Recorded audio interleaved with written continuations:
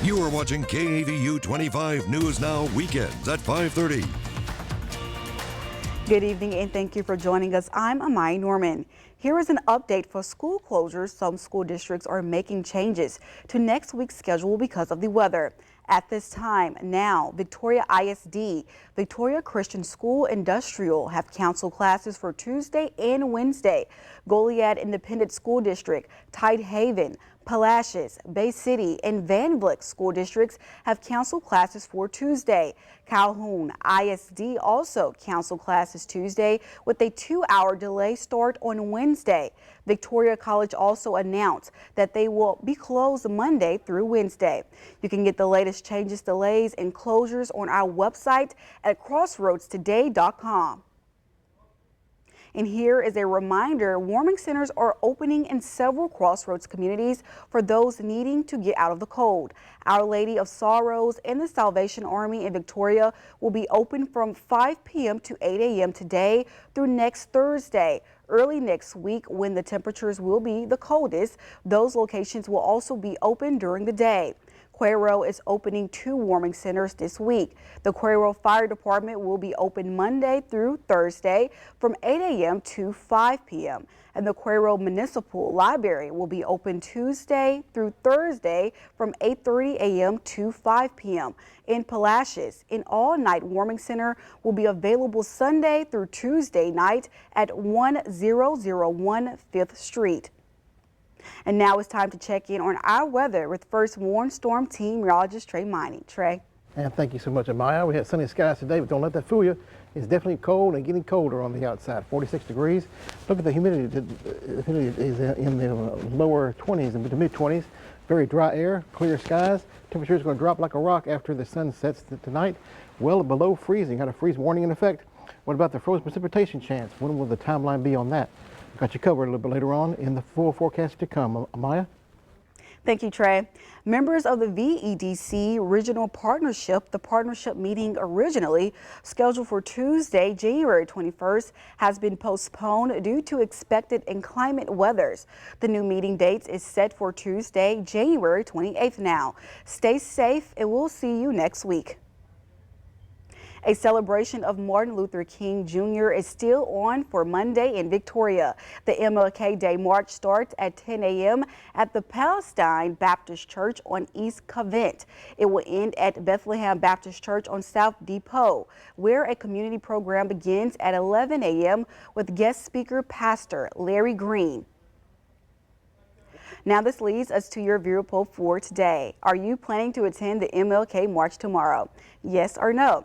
To participate in our viewer poll, make sure you visit our website at crossroadstoday.com and we will have the latest here at 10. The Lions Club motto is to serve, and it is this spirit of service that the Victoria chapter of Lions Club celebrated this weekend. The Lions Club of Victoria celebrates 100 years of service to the community. Members say that so much has changed in the community, but the Lions Club dedication to serve continues to remain the same. The celebration included color guard flag presentation, several speakers, award ceremony, and finished with keynote speaker Mike Butler, past international director of the Lions Club. Tonight, pipe covers and sheetings are flying off the shelves as customers prepare for the freeze. Let's take a look. Today, the pipe covers have been going really quick. All the plant covers, the bags, the sheeting. Frank Yuntz at Bearings on Westheimer shows us what customers are buying ahead of the freeze. Less than $6. And they're so easy to use. You just stick it on there. That's it. Pipe and faucet covers are essential. The faucet protectors, which is like a little bag, and that fits right over your faucet. Pull that side, and it tightens, and it stays on there. Frank has another device that's been popular this week. For about $40, it will turn on your exterior faucet automatically when it starts to get cold. Just you screw it on, and then when it drops to 37 degrees, then it will start to drip. So it just keeps it protected. It won't freeze your pipes up. If the power goes out, Bearings still has generators and space heaters too. The newer models are safer, and even though they are powerful enough to warm an entire room, the outside of the heaters never get hot enough to cause a fire. People looking to protect their plants still have a lot to choose from too. with sheeting that comes in a variety of sizes. This is a 8x6 and it has a drawstring, so that'll cover your bushes, your azaleas. Texas Department of Emergency Management spokesperson Seth Christensen says the state has been getting ready all week. And they've actually started pre-treating roadways from the Panhandle down into the coastal bend. So you'll start to see. As Texas lawmakers wrap up the first week of the 2025 legislative sessions, Governor Greg Abbott has signed another public educational priority he wants on their list. To read this full Texas Tribune article, visit our website at crossroadstoday.com. Now, for more on today's news story, come to crossroadstoday.com. Don't forget to submit your birthday wishes. Carolina Estrin and Parker Cox will read them live on 25 News Now Sunrise. You can also submit a local military hero so we can recognize them. Coming up next, TikTok begins restoring access in the U.S. hours after Trump pledges. What will it look like? TikTok future holds coming up. We do have a freeze warning for pretty much all the Crossroads counties coming up overnight tonight, midnight to 9 a.m. Temperatures in the 20s. Waking up times, so be careful out there and stay warm. What about the frozen precipitation timeline? Got you covered on that a little bit later on.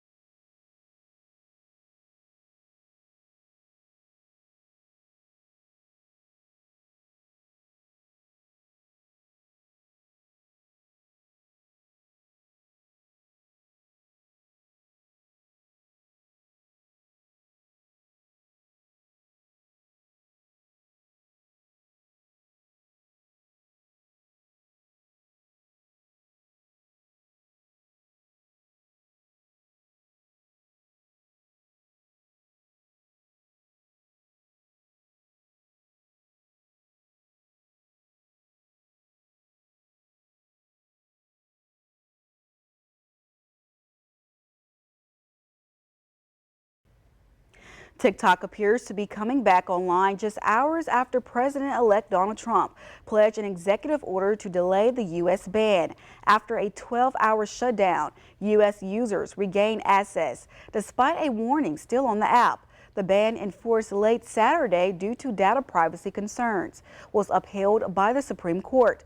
But Trump plans to issue an executive order after his inauguration to temporarily delay it, even proposing a potential 50% ownership in a joint progress. A sea of people with signs gathered Saturday morning in Foley Square as the People March made its way to Washington Square Park. No peace! No justice! No peace! A sea of people with signs made its way out of Foley Square Saturday morning as the People's March made its way to Washington Square Park. I've been going to these rallies since I was 17, ever since Trump was first inaugurated, and we saw a spike of hatred in this country. The first Women's March was held in 2017 after Donald Trump's first presidential win. It was one of the largest single-day demonstrations in U.S. history. It has since rebranded as the People's March, bringing together a group of people championing a broader range of causes. I'm here for reproductive rights personally, but I'm also here for all people. I'm here for trans rights, I'm here for queer rights, I'm here for anti-hate. There's too much division in this country right now, and we're just here to bring everyone together. Some say today's march feels sadly familiar, with President-elect Trump set to take office again in just a few days. I'm out here because I'm sick of all the politics. I'm sick of everything going on. I can't believe we're still out here. We have to stand up for what's right, and we're always going to stand up for what's right. So we have to be out here and protest against inequality, and we will continue to do this until he's gone. Despite the division and stress about what could come, attendees say taking part in a movement and knowing others all across the country are doing the same provides a glimmer of hope. It makes you feel seen, and it's definitely very refreshing to know that there are people who see you and understand where you're coming from and want to be there for each other. Janice Hugh, Channel 7 Eyewitness News. Thousands of law enforcement officers and public safety personnel from across the country were sworn in today to serve at President-elect Trump's inauguration ceremony. Today, members of the Secret Service, D.C. Police, and Capitol Police held a press conference outlining the security plans for the 60th inauguration, which will now be held indoors. The Capital One Arena, originally set for a rally, will also host the relocated parade and play a key role in security. The Department of Homeland Security has designated the event a national special security event, ensuring a coordinated top-tier security approach. We owe all of our partners a debt of gratitude that can never be repaid. We are especially grateful for the agility in working with us and shifting the inauguration festivities indoors because of the expected frigid temperatures. The official says they have not received any credible security threats to the event, but they take all information seriously and encourage citizens, if they see something, say something. President-elect Donald Trump arrived in the D.C. area overnight. He'll be sworn in tomorrow inside the Capitol. And sources says immigration raids could begin as soon as Tuesday. ABC News White House has more of the details. Overnight, President-elect Donald Trump landing back in the nation's capital ahead of his inauguration, kicking off the weekend with fireworks and a private event at his golf club in Virginia. On his first day in office tomorrow, Trump promising to sign a series of executive actions, telling our Rachel Scott some will be aimed at rolling back President Biden's emission and pollution standards for cars. Others will be focused on immigration. Cities, especially in blue states, bracing for immigration raids to ramp up and start as early as this week. There's going to be a big raid all across the country. Chicago is just one of many places. Trump's incoming border czar, Tom Homan, telling ABC News they are reviewing plans in Chicago and elsewhere, and that the focus will be to seek out those undocumented immigrants who are considered a public safety threat and a national security threat. In the nation's capital, the final preparations for the inauguration. A new platform quickly being built inside the Capitol Rotunda after Trump's decision to move the swearing-in ceremony indoors because of the cold. 4 years ago, the inside of the Capitol was still being restored following the January 6th riot. The head of the D.C. National Guard telling me they learned a lot of lessons from that attack and are ready for this year's inauguration. Nearly 8,000 National Guard troops from 40 states already in the nation's capital supporting local police. One of the guardsmen here to ensure a peaceful transfer of power, Philadelphia's Sergeant Breeze, an immigrant from Liberia, who tells me he joined the National Guard to help get citizenship 3 years ago, and that being on this mission is a great honor. I'll say what my father said when he brought us over here. This country is one of the best countries you can be in. There's possibilities for everybody. I'm a sergeant. I'm leading my troops. It's a great opportunity, man. The first 3 hostages were released from Gaza hours after the fragile ceasefire between Israel and Hamas took hold. Video shows 3 women emerging from vans and quickly walking into the Red Cross in Gaza City, guarded by armed men wearing Hamas headbands. The ceasefire ushers in a 6-week period of calm, raising hopes for the release of hostages and an end to the 15-month war. The truce, delayed by nearly 3 hours, is the first step towards peace and returning nearly 100 hostages taken during Hamas' October 7th attack. Experience our digital streaming service Crossroads Today Plus. Stream our daily newscasts and much more using your connected TV. Just download Crossroads Today Plus on your Roku, Amazon Fire TV, Apple TV, or Android TV. Search Crossroads Today Plus. Now, winter storm warning has been issued not for today, but goes into effect at midnight on Tuesday till 6 p.m. for the threat of frozen precipitation during that time. What are we expecting? Well, light snow, ice accumulations, hazardous driving conditions during that time. How much can we expect? What about cold temperatures to continue after this is done? We'll take a look coming up.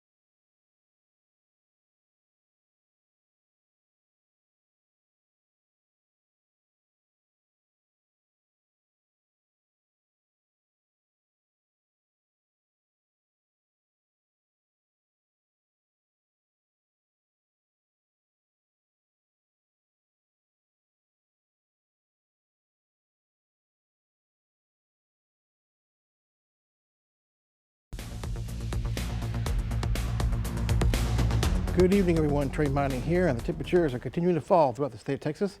In the 40s here in Victoria and 40 in Austin. Look at the freezing temperatures and below from Dallas all the way to Wichita Falls and 26 degrees in Amarillo. So the Arctic area is definitely making inroads into South Texas. So better stay warm best you can. Let's take a review of the temperatures coming up in the 40s currently. By the time we get to 11 o'clock, we'll be in the mid to lower 30s, touching freezing by midnight, and pretty much staying at or below freezing for most of the morning time for your day tomorrow. And then increasing temperatures a little bit. 40s for highs again for your day on Monday with increasing cloud cover. And then the rain begins to move in toward the latter half of the day on Monday. We'll take a look right here. We'll kind of follow the future tracker. We'll time it out here for you. For most of the day on Monday, it'll be suppressed out in the Gulf of Mexico because of the high pressure to the north. When that pressure moves to the east, the southerly winds around the high pressure cell will bring that moisture in from the Gulf of Mexico, coming in late in the day on Monday, pretty much south of Victoria by noon. Then it looks like it could be some frozen precipitation starting about 5 o'clock on Monday along I-10, north of Victoria. All liquid from about Hallettsville southward so far, the way it looks at this, according to this weather model here, but really expanding by the time we get to midnight on Tuesday, and pretty much encompassing the area. Could be some heavy snow, it looks like right here, at least moderate to heavy snow potentially coming in by your Tuesday. It could be also mixed with some freezing rain and sleet, primarily along the coast. But no matter where you are, it looks like you'll be on the threat of frozen precipitation chances coming up for your day tomorrow, and all the way from the coast to Victoria and points to the north. So please be careful out there, reduce your driving is what I would do. And it looks like the snow will continue and the freezing rain and sleet as well, mixed in with that, coming up by 10 a.m. on your Tuesday. By the time we get to 3 o'clock, it pushes to the east and we begin to clear out, but the cold temperatures are going to remain for the time being out there, so be careful, stay warm, we'll keep you informed. Quail, starting out in the upper 20s coming up for tonight with low temperatures, 9 a.m. 34 degrees with sunny skies. Increasing clouds throughout the day tomorrow as the moisture returns off the Gulf, where temperature is only near 40 degrees for the daytime high. Bundle up everyone. For Port Lavaca, pretty much at or just above freezing, pretty much along the bayfront, with 40s or so for the daytime high. Coming up for your day tomorrow, increasing cloud cover, holding off the rain until probably more than likely after sunset or so. And this is Victoria right here. We're seeing a little bit of sun early in the morning time, but clouds take over the rest of the day, keeping it cold with highs only about 40 degrees. Take a look at this. We have alert days for Monday, Tuesday, and Wednesday. And this is primarily in the PM hours after sunset will be the best chances for rain and frozen precipitation through the overnight through every Tuesday. I think most of the day on Tuesday more than likely, and then ending by about 2 or 3 o'clock. But take a look at the temperatures. We go from 28 degrees overnight low for your Tuesday morning to the teens coming up for Wednesday morning. Definitely a very hard freeze here. So if you haven't put wraps on your pipes, be able to do that, get that taken care of. But after that, we clear out and slow warm up. Look at that, about 71 degrees coming up by Sunday. Looking forward to that. So in the meantime, be careful. Bring your pets, plants, and your pipes. Make sure they're all wrapped, and stay inside and stay alert. Alert days for the next 3 days coming up. So try your best to stay warm best you can. Take a look at this right here. The way to keep updated with us is to get your smartphone, scan the code you see there on the screen, QR code. That'll take you to a web page. You can download our app, News, Weather, and Sports at your fingertips. Very easy, convenient, free of charge. Be connected with us, News, Weather, and Sports on your phone. And of course, it's free of charge. See right over there with the sports. Thank you, Trey. The finals of the wheelchair basketball tournaments concluded today. See who won and hear from the winner and more in sports.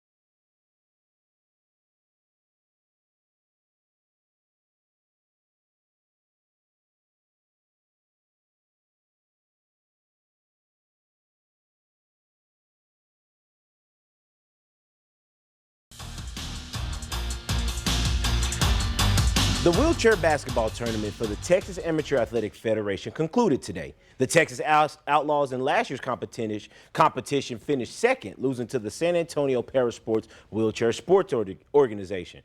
Make sure you tune into our 10 p.m. newscast for the full story, but until then, here's a little preview. Very common with able-bodied sports. So with the wheels, of course, we know that's how they move. They do not have what we would know traditionally as a double dribble. So you don't have a double dribble. What you do is you have two pushes.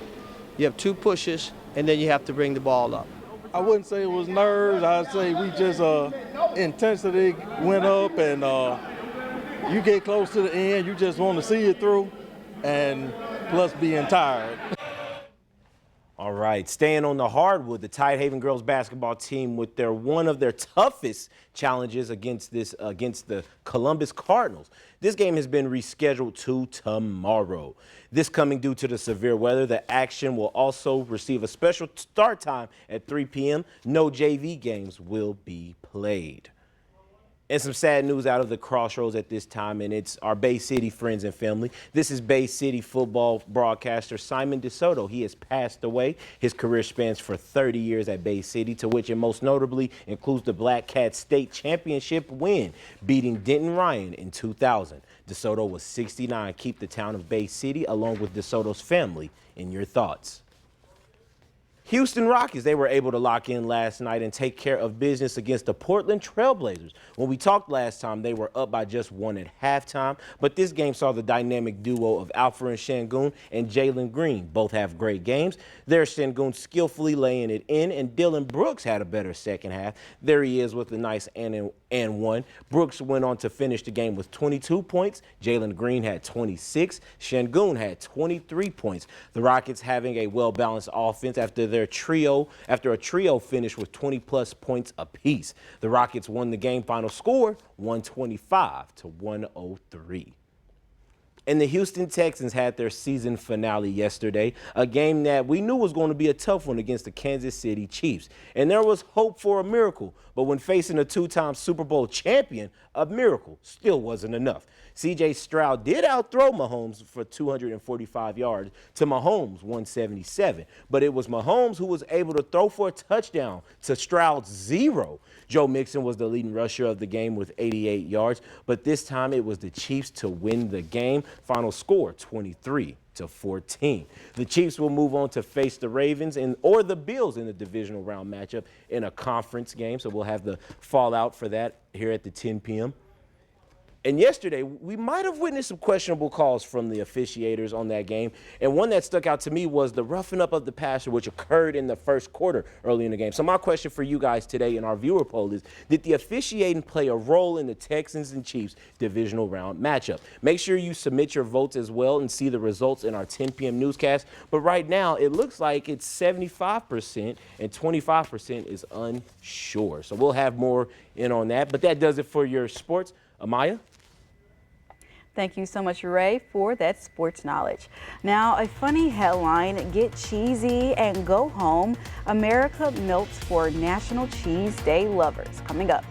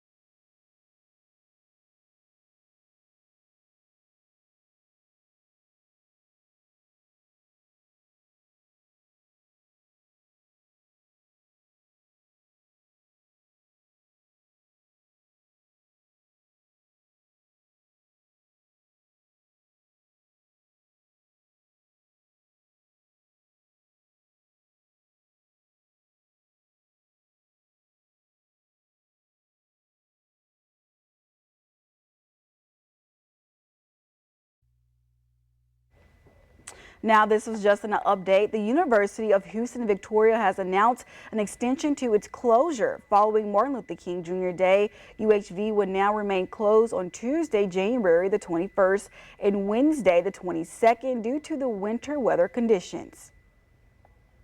Now, grab the fondue set, order a cheese pizza with a side of mac and cheese. Monday, America is celebrating all things cheesy. January 20th is National Cheese Lovers Day. We don't know how making cheese all started, but the earliest record of gooey goodness dates back to the 5500 BCE. Cheese has a special place in Americans' heart and diet. If you don't believe me, just look at the National Days calendar. This is just one of the 18 other cheese-specific days honoring cheese in some form of fashion. There's National String Cheese Day in September, National Grilled Cheese Sandwich Day in April, and National Cheesecake Day in July. It's a lot of cheese. Yeah. It's not easy being cheesy. It's a cheesy story. Yeah. So what's how the weather's going to look like, Ray? Cold. I tell you what, Cheesy it's cold. very cold, very cold. We can look at the map right here if we can. We have time to do that. Holding off on the rain for most of the day tomorrow until toward the evening hours. And then the frozen precipitation chances begin late on Monday and most of the day on Tuesday. Could see some snow around here. So be prepared for that. Be prepared for snow. And if you need to go enjoy some cheese today. But thank you for joining us, and we'll hope you'll be with us for tonight for 25 News Now at 10. See you.